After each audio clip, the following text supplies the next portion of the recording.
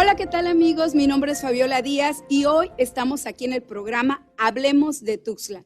Tengo un invitadazo estrella que nos va a hablar acerca de Tuxtla Gutiérrez desde los años que ni te imaginas y que no conocemos y que es el momento en que vamos a conocerlos. Conmigo tengo aquí al maestro Javier Espinosa y abuelo de pájaro vamos a conocer Tuxtla Gutiérrez. Les presento al maestro Javier Espinosa. Muchas gracias, maestro, por estar aquí con nosotros en la comunidad de Tuxtla Cultural. Gracias, Fabiola.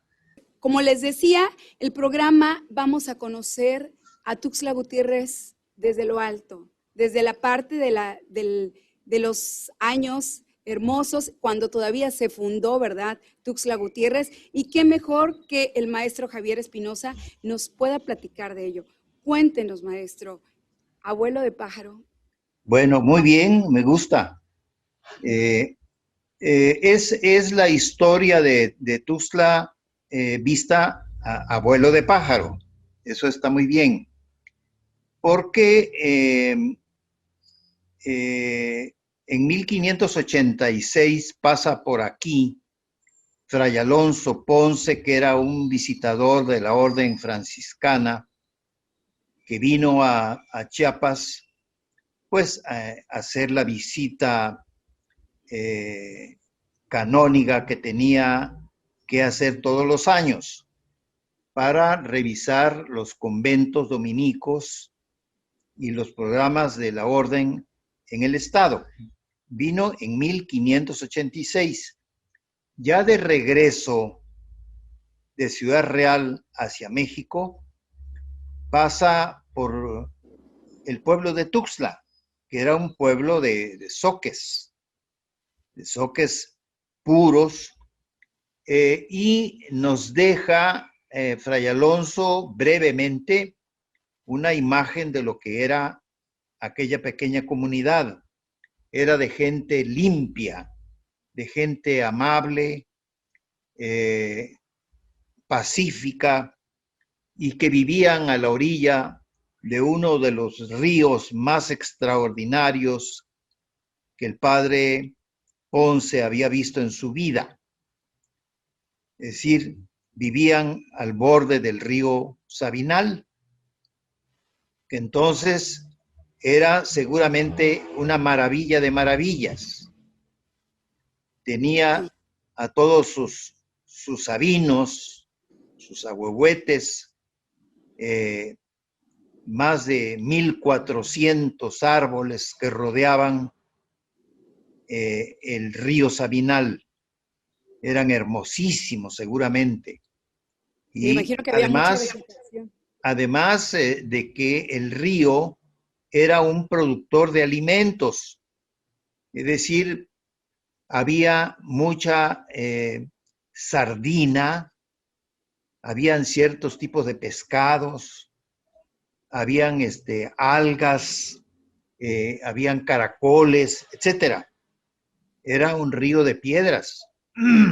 Entonces, pasa rápidamente y desaparece Fray Alonso Ponce y sigue su camino hacia México. Desde aquel momento al momento ahora en que hablamos, Tuxtla ha sufrido una diferencia muy profunda. En este momento, Tuxtla ya no existe. Existen muchos Tuxtlas. Acabo de visitar con el señor presidente municipal, acabo de visitar la zona de San Patricio, que es una nueva, que es un trasplante de Tuxtla hacia el sur poniente de la ciudad, donde hay ya 20 o 30 fraccionamientos que no tienen absolutamente ningún parecido con Tuxtla. Ese es otro Tuxtla que se está haciendo en este momento. Un Tuxtla hermosísimo, de gente rica, de gente caudalosa y de gente trabajadora, indudablemente. A los Qué que yo bonito. vi allí, los conozco a todos, son gente de trabajo y decidieron hacer un nuevo Tuxtla, ¿verdad? Que no se llama así, pero es muy probable que sea una nueva delegación municipal de Tuxtla, porque ya no tiene ningún parecido con el Tuxtla que nosotros conocemos. Y tampoco hacia el lado norte de Tuxtla existen más de 300 colonias proletarias que son la otra cara de la moneda. Así es. Son gente pobre, trabajadora, honrada, hay cocinas populares, se cocina la comida tradicional tuxtleca, por ejemplo, la comida, por ejemplo, que aquí le decimos de pata con panza, en las colonias populares del norte lo hacen excelentemente bien. En la colonia de San Francisco todavía Ajá. es un reducto del viejo Tuxtla. Allí puede comerse todavía carne en salsa de nabijutí, que es una comida zoque, absolutamente. Así es. Bueno, pero ¿qué sucedió entre 1586 al 2021? Exacto, maestro. ¿Qué nos pasó? Cuéntenos. Entonces, ¿y qué cosa es actualmente Tuxtla? ¿Qué cosa es? Es un revoltijo de poblaciones, es un revoltijo demográfico que le impone nuevos compromisos a la política, tanto del Estado como a la municipal. Es decir, tenemos que definir unas políticas para unos y otras políticas para otros. Siempre, siempre, en ambos casos, políticas unidas a la historia de esta extraordinaria ciudad. Ahora, ¿qué sucedió con los zoques de Tuxtla? Exacto. A los zoques que conoció Fray Alonso Ponce, ¿qué sucedió con ellos? Bueno, pasan unos años, viene la conquista de Chiapas, entran españoles, entra gente que tiene otras costumbres y van comprando las casas del centro de la ciudad y van desalojando a la vieja población zoque, que se va acomodando a las orillas de la ciudad hasta que termina por ser expulsada totalmente de la ciudad de Tuxtla, y el más cercano refugio que encuentran es el pueblo de Copolla. Cierto. Por En eso. Copolla viven todavía familias zoques de la vieja aristocracia zoque de Tuxtla. Allí Así en es. Copolla se puede todavía comer comida tuxtleca, la vieja comida tuxtleca. Y también está a punto de desaparecer Copolla porque como tiene muy buen clima y es un lugar agradable, es decir, está a 250 metros más alto que la ciudad de Tuxtla. Entonces el clima es mucho más agradable. Así Entonces es. también la gente de Tuxtla pudiente está comprando casas en Copolla. Prácticamente ya desalojó a los viejos tuxtlecos que moraban allí, ya los desalojó de Copolla. Y ¿Y a dónde fue? se fueron a un ejido que se llama el Salto del Tigre. Y decir, ha sido una expulsión de carácter comercial, económico, ¿verdad? Y ha terminado la ciudad de Tuxtla por ser una ciudad variadísima en su población. Aquí estás tú de origen de Ocosingo, estoy yo de origen de Jiquipilas, el señor presidente municipal es de Ocosocuautla, etcétera. Sí. Es decir, Tuxtla es una ciudad maravillosa.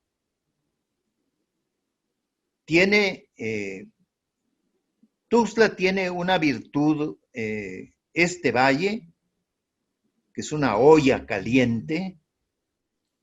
Este valle tiene la virtud de que el árbol que siembres prospera y florece extraordinariamente. Principalmente este emblema, que debe ser un emblema tuxtleco, el árbol de las primaveras, ¿no? Cierto. Que Paco Rojas sembró en la Avenida Central. Yo creo que el próximo ayuntamiento debe recuperar el centro histórico de la ciudad. Recuperar el centro histórico de la ciudad, hacer una zona peatonal donde no circulen carros y poblar esa zona de árboles. Sería la ciudad más bella de México. Maestro, ¿cómo era antes el centro de Tuxtla Gutiérrez? Cuéntenos, porque ya tocamos el tema hablando de lo que es el centro de Tuxtla, y en 1528 pasa todo esto. ¿Qué pasa en los años 1600, 1700? ¿Tuxtla sigue siendo el centro donde nosotros lo conocemos o ha cambiado? Bueno, digo, en la época que va de 1600, digamos, a 1800, pues Tuxtla es un pequeño pueblo. Es un pequeño pueblo, ¿verdad? Que humilde, pacífico, tranquilo, sano, bondadoso, que se llama San Marcos. Es San Marcos Tuxtla. Y pues son años de paz y de tranquilidad, con algunos incidentes como el que sucedió en el año de 1693, en que aquí pierde la vida el intendente real que residía en Ciudad Real, viene a Tuxtla, pero sus representantes tuxtlecos eran dos caciques tuxtlecos que habían depredado a los tuxtlecos. Es decir, que les cobraban impuestos, los metían a la cárcel, les robaban las cosechas, eran indígenas, los dos indígenas, de la misma raza zoque. Okay. Entonces, la gente quiso protestar en contra de ellos y el intendente les dio su apoyo. Entonces, matan a pedradas al intendente y a todos sus acompañantes. 1693. Eso quiere decir que la gente era pacífica, era sana, era bondadosa, etcétera. Es el carácter de los zoques, pero que son muy celosos de sus derechos, que son muy celosos de la integridad de su familia, de su patrimonio, etcétera. Tuxtla tiene virtudes muy, muy grandes, tiene virtudes muy esenciales, muy humanas. Y en 1800, pues en 1800 ya aparece una figura estelar, digamos, en la historia de Tuxtla, que es don Joaquín Miguel Gutiérrez. Él nace en 1796. Así que para 1800 ya es un niño, es un infante, pero que ya prácticamente está convirtiéndose en otra cosa. Es decir, las gentes como don Joaquín Miguel Gutiérrez, cuya familia era la más rica de Tuxtla y de todo el occidente de Chiapas, todas estas familias iban a cursar estudios a Ciudad Real, porque en Tuxtla no había colegios de ninguna clase, ni siquiera de primeras letras. Toda la gente pudiente de Tuxtla iba a inscribirse a los colegios de Ciudad Real, de San Cristóbal de las Casas, e incluso cursaban estudios en el seminario conciliar. Allí estuvo don Joaquín Miguel Gutiérrez, en escuelas privadas y en el seminario. Todos ellos eran hablantes de latín. Es decir, toda esta gente de 1700 en adelante para acá, que vivía en Tuxtla, era gente de una amplia cultura. Sí, claro. Eran latinistas, es decir, hablaban el latín bien. Y eso se prolonga, digamos, se prolonga hasta el siglo, a principios del siglo XX, porque don Tiburcio Fernández Ruiz, que también estudió en el seminario de Ciudad Real, leía perfectamente el latín, leía libros en latín, sin ninguna dificultad. Es decir, éramos una provincia con muchas virtudes y yo no le llamaría defecto, pero la provincia de las Chiapas, San Marcos Tuxtla, Chiapa de los Indios, Chiapa de los Españoles y Comitán, que eran los 4 ayuntamientos más conocidos, e Ixtacomitán. Este Chiapas estaba, yo no lo considero un defecto hasta cierto punto, pero estaba absolutamente solitario. Es decir, Chiapas ha sido una provincia solitaria. Eso yo creo que nos ha favorecido más de que nos haya causado perjuicio. Como no hay tráfico aquí para ningún lado, Sí. porque la gente que viene de Veracruz, de Oaxaca o de cualquier lugar del centro del país, pues ¿a dónde va? No puede ir a Guatemala, al sur está el Pacífico, el norte están los tabasqueños, es decir, ha sido una provincia sin actividad carretera. Podríamos entonces terminar con lo de Chiapas a vista de pájaro y decir algunas cosas sobre el proceso de fundación, de creación de la Universidad Autónoma de Chiapas. La Universidad de Chiapas había sido un sueño muy viejo. Cuando vino de gobernador del estado el doctor Pascasio Gamboa, lo primero que dijo, vamos a fundar la universidad. Y no la fundó porque no tenía con qué, es decir, no habían estudiantes, no habían preparatorias. Entonces, ¿con qué estudiantes iba a fundar la universidad? Entonces, en vez de fundar la universidad, funda al Instituto de Ciencias y Artes de Chiapas, que era una preparatoria. Ah, bien. Interesante, maestro, porque eso no lo sabemos, ¿no? O sea, ahorita vemos colegios y todo y se nos hace muy común, pero pues hay una raíz, ¿no? O sea, y es cierto, antes mis papás me cuentan que pues ir a la escuela era muy difícil o tenías que salirte, como usted bien lo dice, los medios de comunicación no han sido nada fácil para esta parte. Entonces, conocer que primero, pues no había ni demanda, ¿verdad? Estudiantil, es lo que usted me quiere decir, porque pues no había ni cómo poder Sí, así estudiar. es, así es. Hay que recordar, por ejemplo, que don Belisario Domínguez, pues se va a estudiar a París,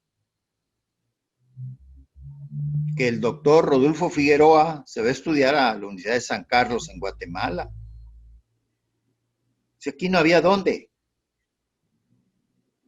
Entonces, para abreviar, eh, viene el gobierno del doctor Velasco Suárez, de don Manuel Velasco Suárez, y a mí me invita a dirigir la educación en el Estado. Y me encuentro en 1900, en diciembre de 1970, me encuentro con que no había sistema educativo en el estado de Chiapas. Habían Imagínense. 3 personas encargadas de, de cobrar los sueldos de los maestros y entregárselos. Pero en total, eran aproximadamente 700 maestros de base y los demás eran gratificados. En total eran 1,200 maestros y las gratificaciones que recibían iban de 50 pesos al mes a 300 pesos los mejor pagados. El sistema estaba compuesto de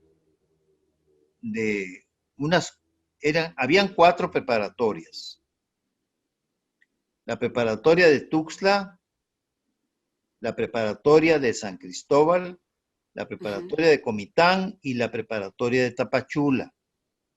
Para todo el Esas, estado eran 4, perdón, maestro, para todo el estado eran 4 preparatorias. así Únicamente. es, así es. Difícil, ¿verdad? La preparatoria de Tuxtla y Cach sacaba unos 80 egresados.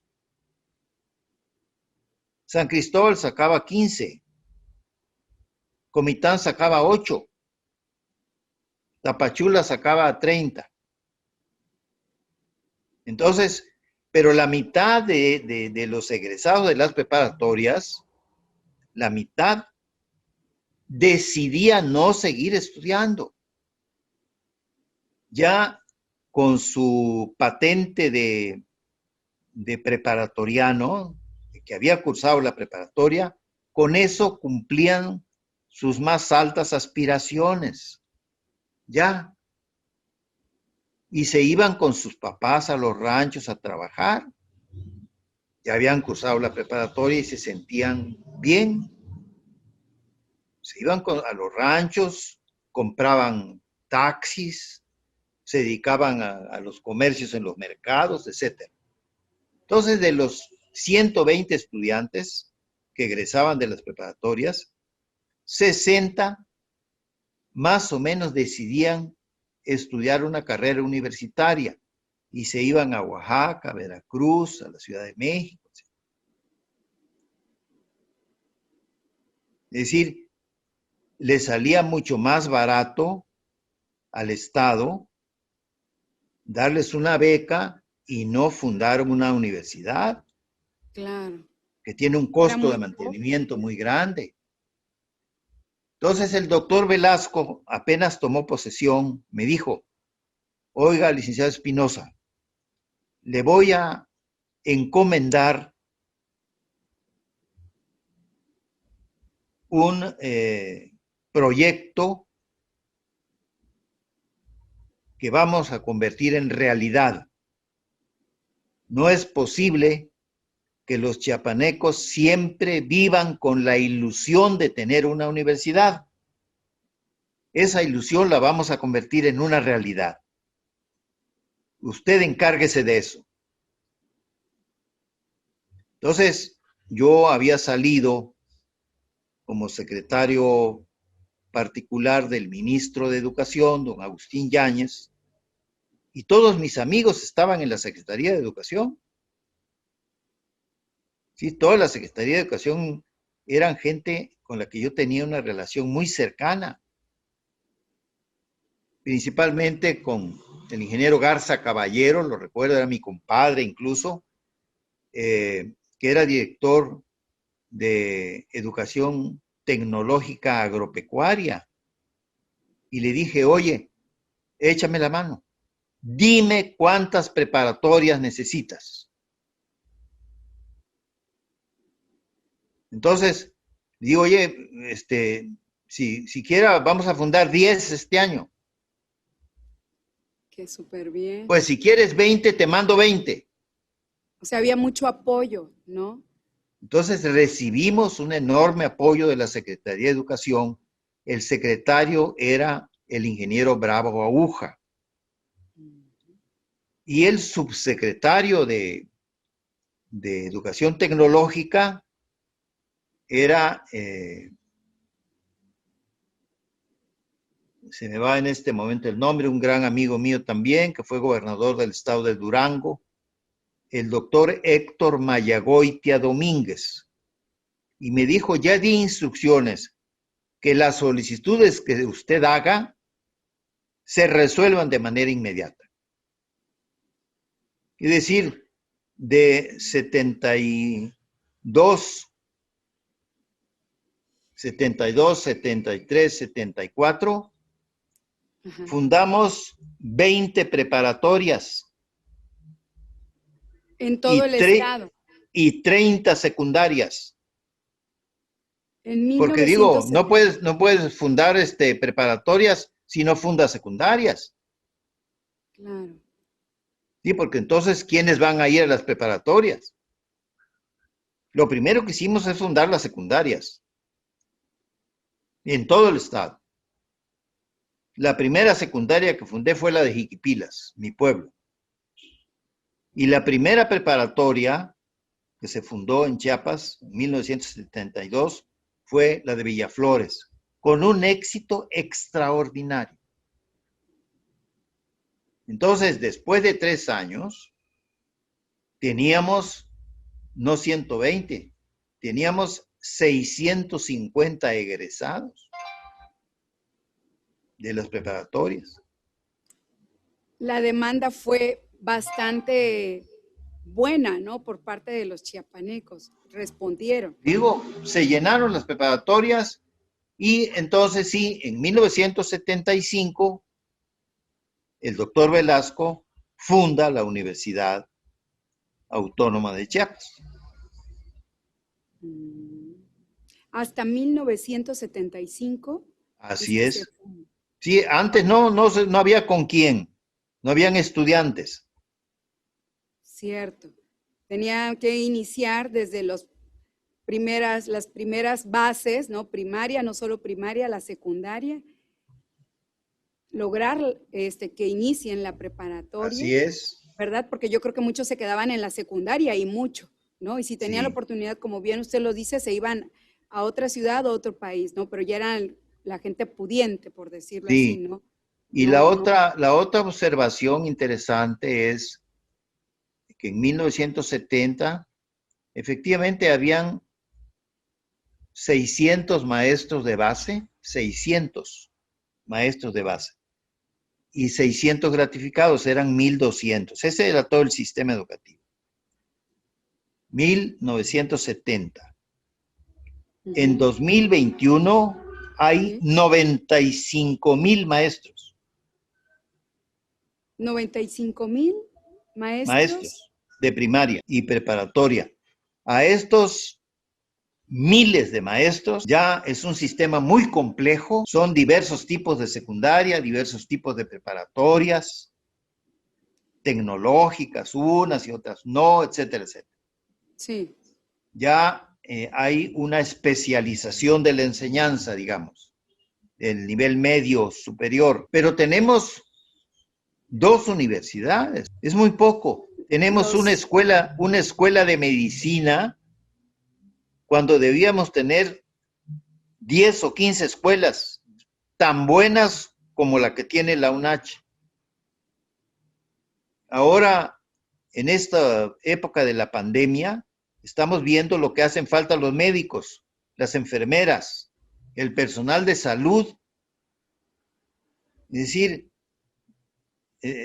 apenas si nos podemos defender. Entonces, el panorama, como tú decías, abuelo de pájaro, pues tiene muchas complicaciones. Incluso en 1824, en que nos agregamos a México, éramos 100,000 chiapanecos. 100,000 chiapanecos. Bueno, ahora en 2021 somos 5 millones, de los cuales 2,5 millones son indígenas y 2,5 millones somos mestizos. ¿Qué necesitamos, maestro, desde su perspectiva, para seguir con este progreso, ¿no? Estamos hablando que todavía está la mitad y la otra mitad, pues mira, lo que nos ha hecho mucho daño a los chiapanecos es la mala política. No la política. La mala política. La corrupción. La deshonestidad. La desvergüenza. El cinismo. Eso es lo que nos ha hecho mal. Un estado tan rico con una población muy pobre. Culturalmente, sí, la verdad nos ha hecho falta todo ese aspecto y tiene mucha razón en lo que dice. Sin embargo, me gustaría que también nos platicara, abuelo de pájaro, cómo es que como el Instituto Chiapaneco, tengo conocimiento que usted empieza a crear la parte del Instituto Chiapaneco Cultural. Es el Instituto Chiapaneco de Cultura. De Cultura, exactamente. Sí, pero creo que eso ya desapareció. Sí, sino que es parte de nuestra cultura, ¿no? El conocer de dónde viene, o sea, cómo es que nosotros tenemos que ir culturalmente también progresando y a veces como que en esa parte nos estancamos y por eso es de que también se da, pues, mucha ignorancia, todo lo que ha pasado en nuestro estado, ¿no? Sí. Sin embargo, platíquenos en esa época, ¿qué pasa? ¿Cómo se fundó? ¿Cómo reacciona? ¿Qué pasa con los chiapanecos? Porque eso pues no lo teníamos nosotros. No, el Instituto Chiapaneco de Cultura hizo una obra importante. Su primer director fue el doctor Andrés Fábregas Puig. Y él echó muchas ganas y le dio un carácter al instituto. Y luego lo dirijo yo y se hacía lo que se podía, pero hay una circunstancia importante. En 1975 se funda la Universidad Autónoma de Chiapas. Sí. Pero para fundarla, en los 4 o 5 años anteriores, tuvimos que trabajar muy fuerte para construir secundarias y preparatorias. Está bien interesante porque yo digo, si 5 años atrás construyeron, usted me habla de que construyeron secundarias, 30 secundarias, si no mal recuerdo, y que preparatorias construyeron 20 preparatorias. 20, 25, no sé. 5 años antes, imagínense, ahorita estaríamos, no sé cuántas se tendrían que construir para que la cultura sea más accesible a muchos lugares y tal vez no lo hay. Eso me llama un poco la atención, ¿no? Haciendo números, pero ya mi cabecita está volando por otro lado.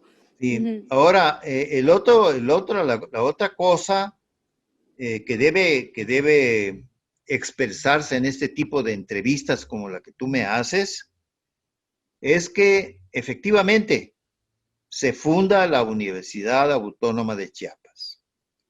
Ahora, aquí los chiapanecos deben asumir una responsabilidad muy, pero muy fuerte, muy grande. No debe ser cualquier universidad. Exacto. Ni la Universidad de Ciencias y Artes de Chiapas, de la que yo tuve el honor de ser rector, ni la Universidad Autónoma de Chiapas. Es decir, ya se fundaron, correcto, ya están en plena actividad académica. Ahora hay que medirlas, hay que valorarlas, hay que saber qué cosas es lo que están haciendo bien y qué cosas no están haciendo bien. Porque entonces de nada valió el esfuerzo que se hizo, las inversiones que se hicieron, ¿verdad? Para que la universidad produzca gente sin una formación moral, digamos, que es la exigencia más importante del país, no solamente de Chiapas. Tiene razón el presidente en decir que debe haber un código moral.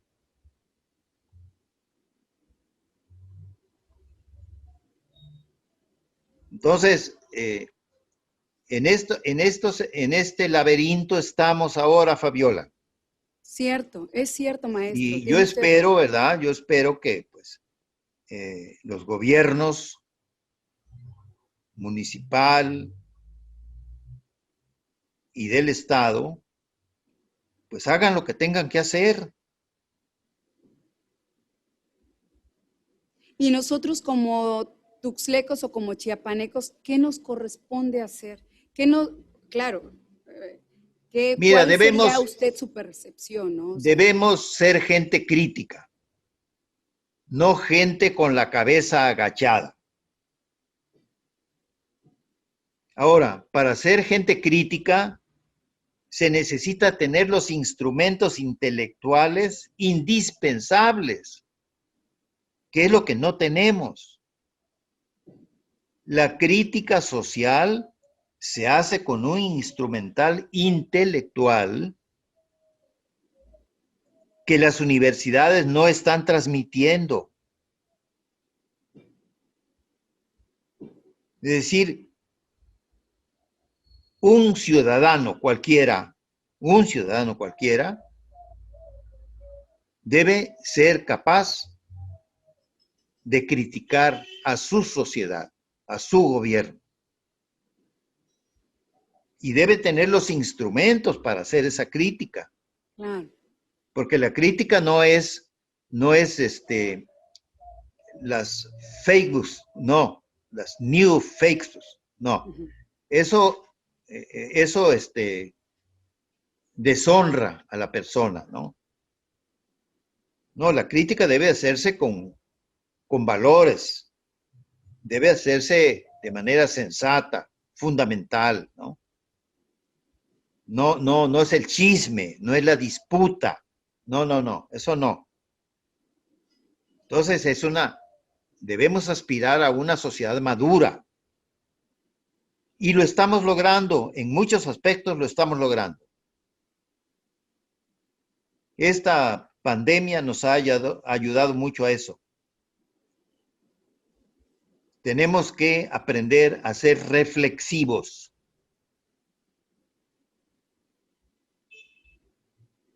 Ciertamente lo que usted dice, todos los procesos que hemos vivido, ¿no? Desde 1500 a la fecha han pasado muchos procesos. Esta pandemia también nos ha cambiado tanto nuestra perspectiva como hasta nuestro modo de vivir y pues la situación actual de hoy definitivamente es diferente, ¿no? ¿Qué mensaje, y con esto me gustaría concluir, no sé si me gustaría concluir, qué mensaje daría usted a la comunidad tuxtleca y chiapaneca que nos están viendo hoy aquí en el programa para que ellos puedan escucharlos y en relación a todo lo que hemos hablado, de todo el proceso que ha venido pasando culturalmente la sociedad como Sí, tuxtlecos, me ¿no? Como parece bien. chiapanecos. Mira, Fabiola, yo soy un hombre de fe. Tengo fe en mi tierra.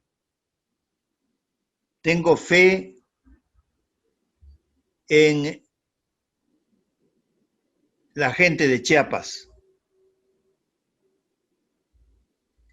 Tengo fe en que los problemas que nos han acosado, nuestros depredadores, esos tendrán que ser puestos en su lugar.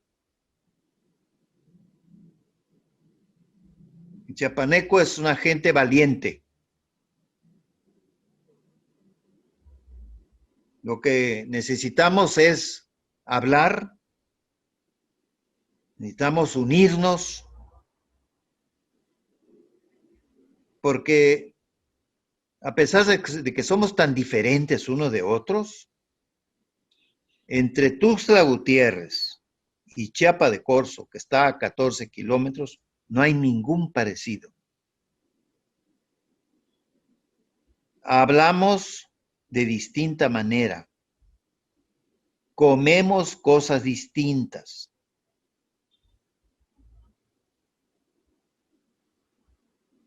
Tiene otro carácter la gente de Chiapa, gente valiente, tiene otro carácter que la gente soque de Tuxtla Gutiérrez.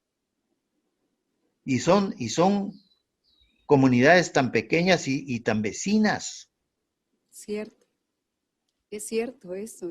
Entonces, a pesar de eso, debemos trabajar con amor por nuestra tierra. Eso es fundamental, ¿verdad? Los valores humanos de Chiapas.